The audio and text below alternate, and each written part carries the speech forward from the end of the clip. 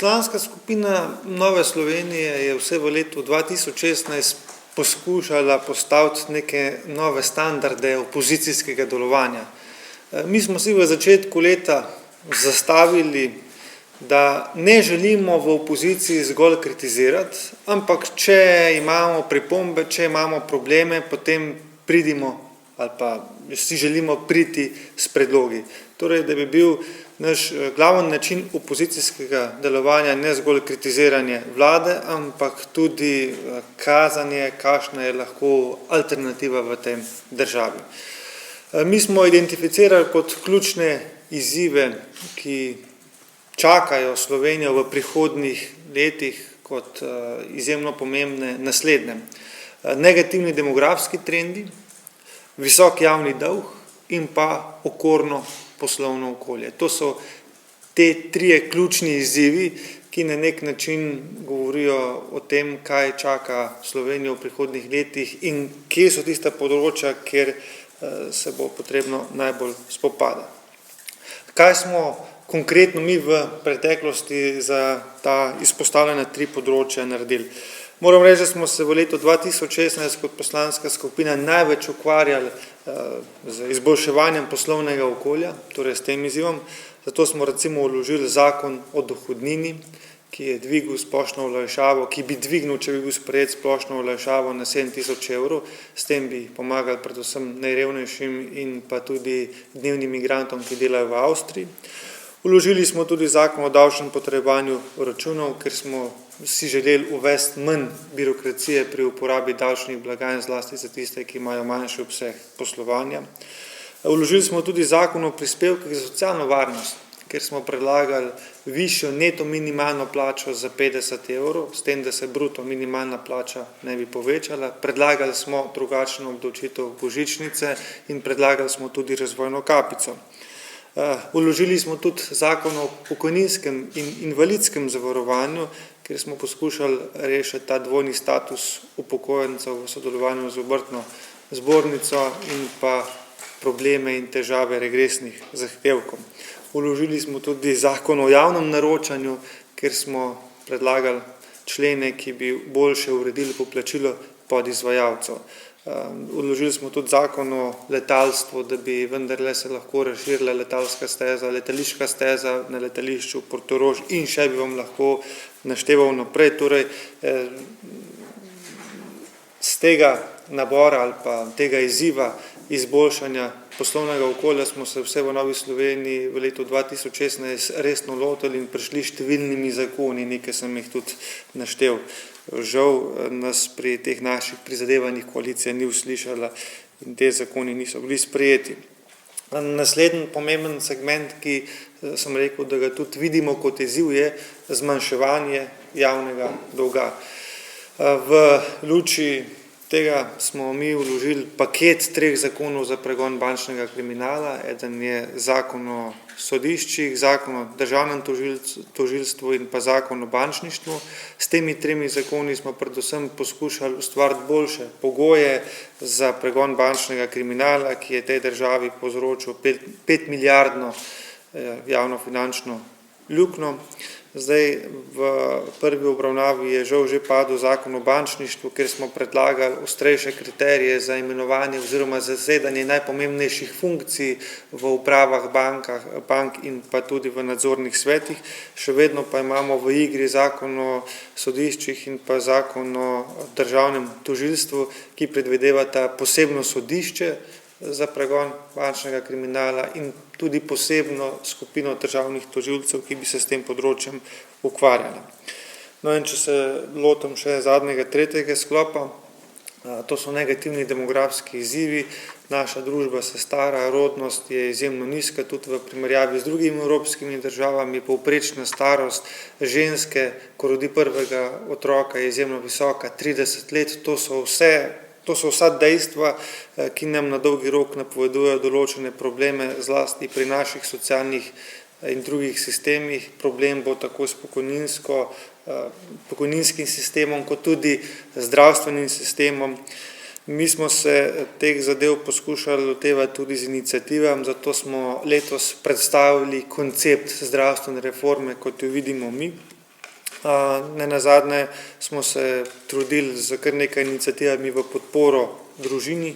Zdaj, če želimo, da bo rodnost večja, seveda potem je v prvi vrsti potrebno podpreti družino. Tukaj mladi največkrat izpostavljajo kot dva temeljna problema, zakaj se ne odločajo za več otrok, kot ključno. Eno so službe in drugo so stanovanja, in kot politika smo te dva izziva dolžni nagovoriti. In seveda v luči tega, da smo starajoča družba in da imamo določene demografske izzive, smo tudi vložili zakon o osebni asistenci, ki pa, kot kaže, bo vendarle ugledal luč sveta. Torej, če še enkrat ponovim, mi ocenjujemo, da so glavni izzivi, ki čakajo Slovenijo in s katerimi se bo potrebno spoprijeti, prvič negativni demografski trendi, drugič visok javni dolg in tretjič okorno poslovno okolje. Vse v Novi Sloveniji, kot sem rekel uvodoma, s tiste naše začetne prakse in pa stališča, da ne želimo biti zgolj kritizerji, ampak predvsem prihajati s pobudami. Jaz mislim, da smo v tem letu 2016 to tudi dokazali, ker smo kot opozicijska stranka ogromno predlogov zakonov vložili. Če na nek način potegnem črto pod tema 2 letoma, odkar deluje sklic tega parlamenta, oziroma če na polčasu potegnem neko bilanco naših dosežkov, ker najverjetneje ljudi zanima predvsem to, marsikdo bo lahko morda rekel, kaj ste vi vse v parlamentu predlagali, nas niti ne zanima, mene zanima predvsem, kaj ste vi v parlamentu dosegli. In tukaj lahko izpostavim vsaj 2 zakona, ki mislim, da bosta prinesla pomembne spremembe v Sloveniji in bosta pomemben mejnik tudi pri našem hitrejšem razvoju v prihodnosti, ker bosta razbremenila marsikatere napetosti. Eden je tako imenovani, rečemo temu, zakon o dostojnem pokopu, ki je v letu 2016 napravil ogromne premike naprej. To področje se rešuje s tako intenziteto, kot se ni v preteklih 25 letih, in tukaj se je z vidika Slovenije, z vidika naše družbe bil narejen pomemben korak naprej. In tukaj se seveda tudi zahvaljujem SMC-ju, da so nas pri teh naših prizadevanjih podprli. Druga zadeva pa je zakon o osebni asistenci. Veste, da invalidi, hendikepirani državljani že dolga leta čakajo na ta zakon, da bi na sistemski način zagotovil osebno asistenco in jim na nek način omogočil boljšo kvaliteto življenja. Vedno so se našli neki razlogi, da ta zakon ni bil sprejet, ali neusklajenost invalidskih organizacij ali pomanjkanje denarja.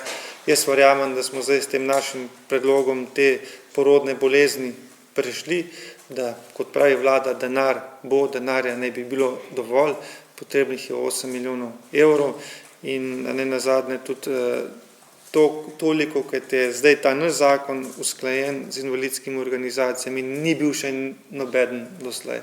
Celo ključni protagonisti v tej zgodbi se strinjajo, da je zakon dober, in vzpodbuden rezultat je tudi ta, da v prvi obravnavi so zakon podprle tudi vse poslanske skupine. To je glede našega dela v parlamentu kot poslanska skupina. Sedaj pa morda zgolj nekaj pomembnih stvari, tudi kar se tiče stranke. Lahko rečem, da bomo v letu 2017 nadaljevali z gradnjo 3. stebra. Mi vidimo tukaj predvsem priložnost, da dobimo širšo podporo za naša vsebinska prizadevanja v parlamentu. V teh decembrskih dneh smo opravili številne pogovore z različnimi strankami, civilno-družbenimi organizacijami in društvi in na nek način bomo zaključke teh pogovorov tudi predstavili kmalu po novem letu, da boste tudi mediji lahko konkretno videli, kako, s kom in na kakšen način se mi predstavljamo graditi ta 3. steber. Lahko vam tudi že danes povem, da bo Nova Slovenija na predsedniških volitvah nastopila s svojim predsedniškim kandidatom, da bomo šli v to tekmo resno in zavzeto. In lahko vam tudi sporočim, da so že pred časom organi stranke sprejeli sklep, da je potrebno evidentirati kandidate za državni zbor do 31. decembra letošnjega leta.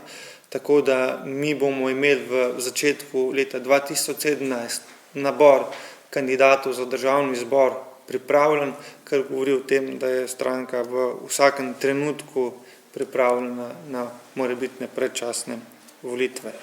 Še morda dva pomembna mejnika, ki sta se stranki zgodila v preteklosti. Z novimi prostori, v katere se je stranka preselila v letošnjem letu, smo dobili mnogo boljše pogoje za delo. To se pozna pri našem delovanju, pri odzivu terena in je zelo pomembna in pa močna spodbuda za delo v prihodnje.